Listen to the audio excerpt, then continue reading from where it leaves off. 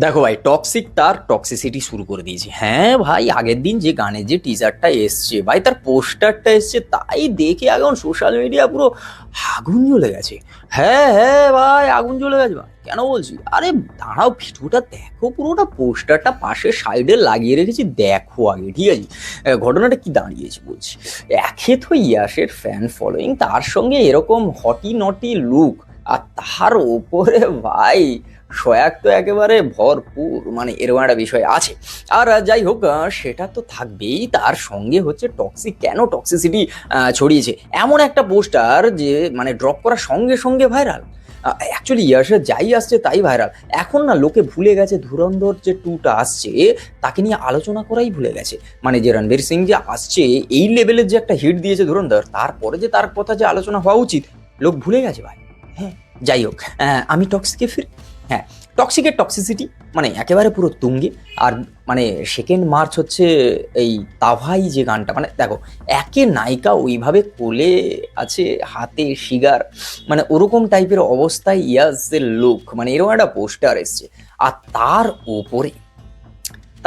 ওপরে ভাই যেভাবে দেখতে লাগছে দুজনকে, আর গানের টাইটেল শোনো ভাই, তাভাই, মানে এটা রোমান্টিক গান, না এটা কি হতে পারে? নামটা তাওয়াই, এদিকে হচ্ছে এরকম একটা রোম্যান্টিক হট নটি একটা বিষয়, কি হতে পারে? আরে দাঁড়াও, গানটা দেখো, তারপর না বুঝবে? না না না, তার জন্য 2 তারিখ পর্যন্ত একটু অপেক্ষা করতে হবে। ইয়াস বলে কথা, ইয়াস আসছে, মাঠে নামছে ইয়াস, মানে বুঝতেই পারছো কেজিএফ এর পর থেকে মানে ইয়াসকে আর কেউ ধরতে পারছে না। ইয়াসের নতুন লুক দেখতে পাবে এই সিনেমায়, তো দেখার ভাই কি হয়।